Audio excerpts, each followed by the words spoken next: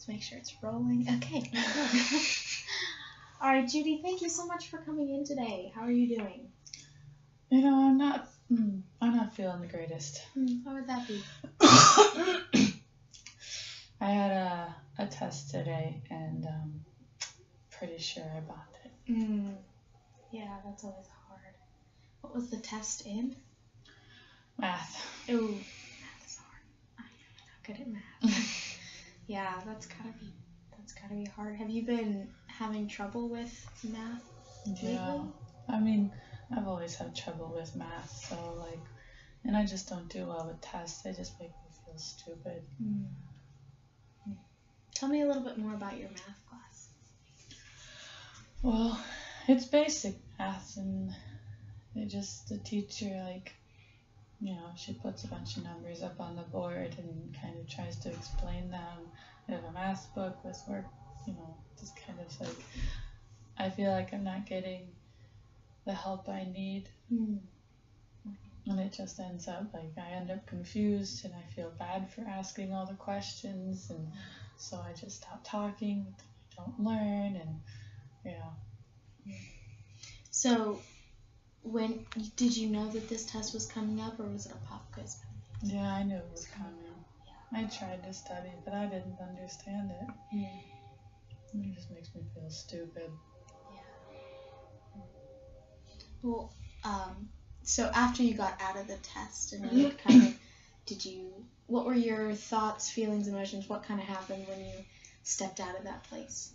I felt dumb, like I could never amount to it, being able to be smart like all the other kids, and I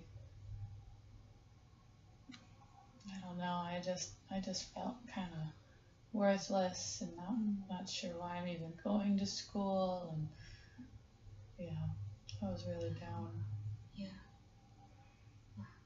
It's a lot of emotions, a lot of stuff to carry on yourself. So, what were maybe some of the things that you did after, taking that test, besides obviously coming here? Kind of how did you react to those emotions?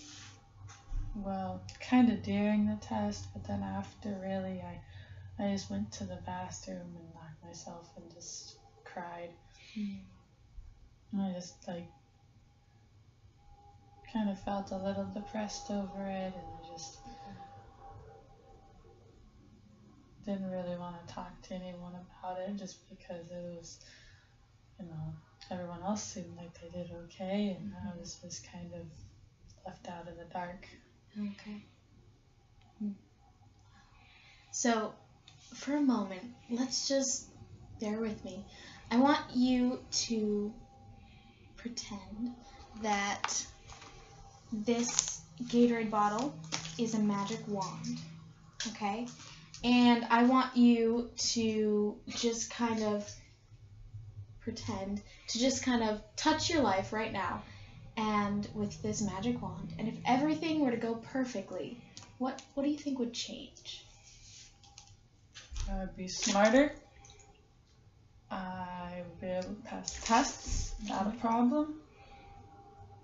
I would get a dog. That's good. I like dogs. And cats.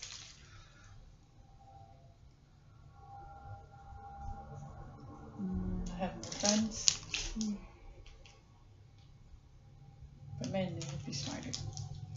So I'm going to take your magic wand back. This is a precious thing, and we got to limit our uses of it. So one of the first things you said was you want to be smarter, and then you circled back to that. So let's talk a little bit about school, and so what do other classes look like? Is it just math that you're struggling with? Let me explore that. Well, with other classes like English and spelling and stuff, I feel like I'm doing well, and I'm I start to feel like I'm kind of smart in those classes. But then we have tests, and I just don't test well, and especially in timed tests, and I need more time to think, and write things out, read things more than once, skip questions and come back to them, and I just don't have the time for it, and I get anxious, and I just don't test well. And that just makes me feel stupid, even though I feel smart all the other times in these classes. Mm-hmm. So we talked about math and English spelling. What about history? History is science, okay too. Like science, I don't like science because it's kind of math too. Mm-hmm. But when it gets to like dissecting things and stuff, I like that. Yeah, that can be cool. So what I'm hearing is it's mostly when you get to that testing moment. That's when kind of anxieties maybe come, and kind of those thoughts of, like you said, I'm not smart enough or good enough in this instance or whatever. And that can be a lot to deal with, especially when it's a time test. There's a lot of emotions in a short period of time. So have you... Back up. What do you think are some practical steps that you can maybe implement to maybe overcome some of that anxiety and to just do better on those tests, at least emotionally, to feel better before going into it? I don't know. I think like a tutor would help, especially with math. A tutor that could kind of be one-on-one with me. My parents don't have the time, they both work. Mm-hmm.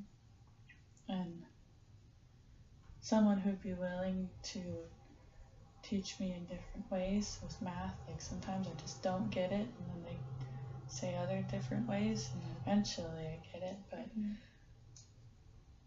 yeah, I honestly think that someone who could help me would be helpful, because I know the teacher has a lot of other children in the class, and just me. Okay. Let me ask you something. Have you asked, especially your math teacher in this instance, for some tips? I know you said that you felt bad at asking so many questions, but have you talked to them maybe after class or? No, I just feel dumb for asking. And I don't want the other children around me to think I'm stupid or not, So I just go on with it and hope that one day I'll get better. Okay. Well, let's, for a moment, do you think that your teachers would respond well to you asking them? Or have you not really thought about that much? I don't know, maybe. Sometimes it may seem like they get a little annoyed with how many questions I'm asking in class. And so that's when I stop asking questions, and then I just don't feel like I would be welcome to ask them more questions privately. Yeah, that's gotta be hard. So I'm gonna do something really quick here, and since you've been coming to me for a little while, you know that this is a super safe place. And one of the benefits of that is, we can do this kind of role play thing within our counseling session where you pretend for a moment that I'm one of your teachers, and you just maybe we'll pretend that you're going to approach me after school, after our class. We can say I'm the math teacher. We can go with something different if you want. And just kind of see how that conversation might play out. Does that sound like something you'd be good doing? All right. So, all right, class, you're dismissed. You may go. Have a great day. I'll see you tomorrow. Teacher? Yeah. What's up, Judy? I'm feeling really dumb. A lot of what you just explained in class, I didn't get a lot of those concepts, and I felt bad for asking more questions, but as you can see, I'm failing the class and I need help. Yeah, absolutely. Well, we have some really great programs set up. I am more than willing to sit down with you. I can put you in contact with some of the older students who are willing to tutor. They have to do some community service before they graduate, so we have some students that tutor, and I know some really amazing students that did really well in this class that would love to help you out. Do you want me to get you in contact with some of them? Okay. Yeah? Okay, so we'll step out of that. How was that for you? Tell me some thoughts, emotions. I felt bad for asking, and, like, awkward and nervous. Okay. What do you think made you feel that way? Was it something that I did? Was it something your teacher? It just, I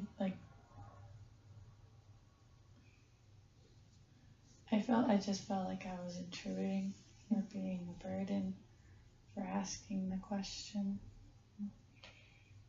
And what about just for myself? Okay. And what about the situation made you feel like a burden? Just the questions. Like I feel like I should know. Like I should be smart enough to pass.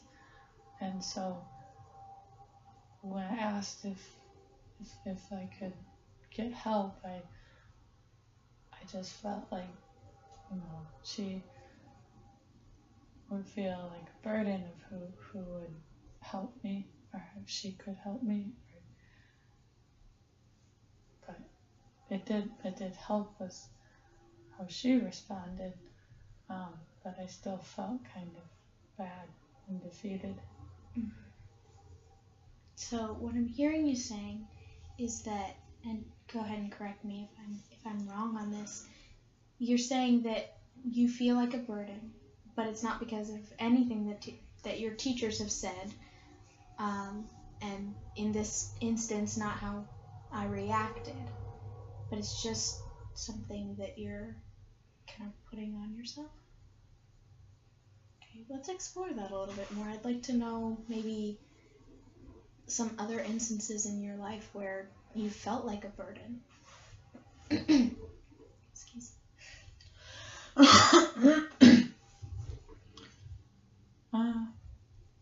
I don't know.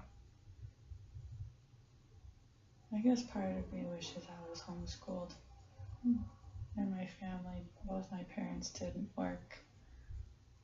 So I never, when I would try and do schoolwork back home, and my parents would go back from work, I would feel bad for asking them for help because they just got back from a long day of work and they just ate dinner and they just want to relax, and so I just try to just do my own schoolwork, and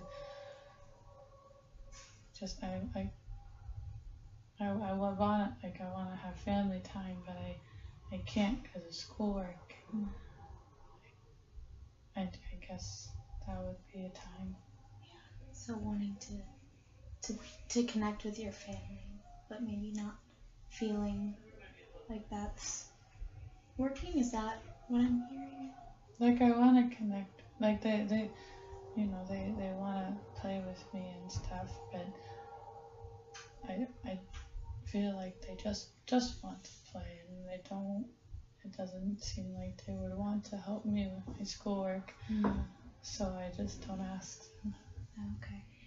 So maybe struggling to feel real and dealing with the hard things. I guess in school. Well, that's a lot, to have those feelings at home and then at school. So when you are kind of dealing with those, feelings and emotions of being a burden, what does your outward reaction to that tend to be? I just kind of get quiet, I clam up, and I just kind of stay in my room and just get frustrated with the schoolwork, and I stay up way past how late I'm supposed to, and so I don't always get the sleep I need, and I have to wake up early and go to school, and I have to do it all over again. Vicious cycle. So there's a lot there that I want to touch on. But let's start with the first thing you kind of said. You kind of clam up and close off. Tell me a little bit more about that, maybe in the school setting and then at home.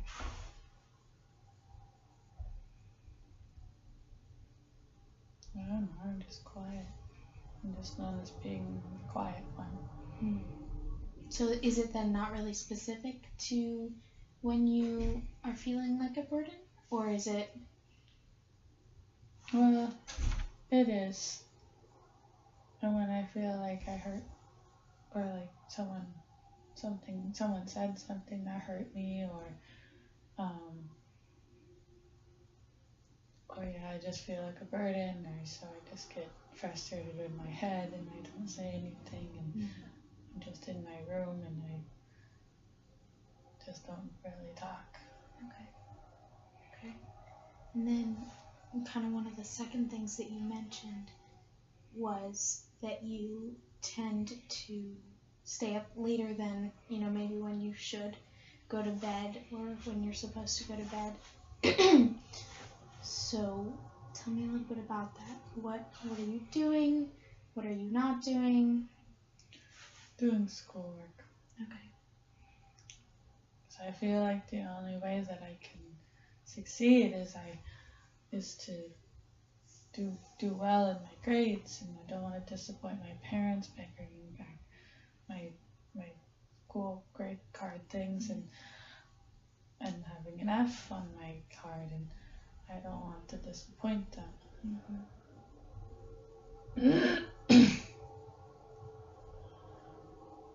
Well, it can be hard to live up to those expectations sometimes. And it's a lot of pressure that I feel kind of maybe being put on you. Do you feel like there's a lot of pressure going on from different areas? You mentioned not wanting to bring home a bad grade, which is valid. Yeah, I mean, my parents are good parents. They love me. I know they do. But I know that I don't want to see that face on the mom, or on my mom or my dad when I hand them my grades, and if one of them has an F. It's hard for me to be excited about the A I have in my English class or spelling class when I have an F in my math class, because that's what their main focus is going to be on, and I just want praise for my other classes of doing well too. Makes sense. Yeah, and A's are awesome. That's why awesome starts with an A, or maybe that's why they chose A. But no, you should be very proud of those grades. And part of what we're doing here is working on some practical ways that we can start to see some progress in those classes that you do struggle with a little bit more. Excuse me, I'm getting over a cold. So we've talked about a lot of things today, and one thing that I want to do, I'm going to give you this worksheet, and it's a calendar. You see how it has all the boxes. It's a calendar, and here at the top it says, it has a little space for kind of what you're dealing with right now, and you can write in what that is, and kind of from what we've been talking about today, what do you think kind of is the main thing that you're dealing with? And I want you to write that here. And then let's say if you feel like it's feeling stupid, or not feeling like you're good enough, or maybe another thing we talked about a lot was feeling like a burden. So I'm gonna have you write that here, and then each time, so Monday, Tuesday, Wednesday, Thursday, Friday, each time, Saturday and Sunday, sorry, each time that you are feeling that way, I want you to write down feeling blank. And then I want you to write down just like 2 or 3 words about what's going on at that time. So maybe you're feeling upset in a conversation with your parents. Let's try and stay away from kind of generic emotion words and go for deeper ones, like feeling like a burden or feeling not good enough. Does that make sense? And then so you have morning and then the middle kind of area, afternoon and evening. And just write in, and this will just give us a good place to jump off from next week. Does that sound like something you'd be able to do? Mm-hmm. Is it something helpful, do you think? All right. Now, another thing that we did in this session was we kind of role-played a little bit what it would be like for you to ask your math teacher for some help. What do you maybe want to do with that outside of this session? Maybe if I could have someone come with me, I would feel maybe more confident. Okay. Yeah, that sounds like a really great idea. So, from now until the time we see each other again, why don't you spend time working on this? It's called a cognitive log. So, thinking about your thoughts and your emotions and writing them down so you can keep track of it. And then taking some time to maybe talk to one of your professors. Maybe it isn't your math teacher at first. Maybe it's, one of the other professors that you do have a little bit easier time in their class. But if you think you're ready to jump right in with your math teacher, that's great. So thank you so much, Judy, for coming in today. I so enjoyed our time together, and I'm looking forward to seeing you again next time.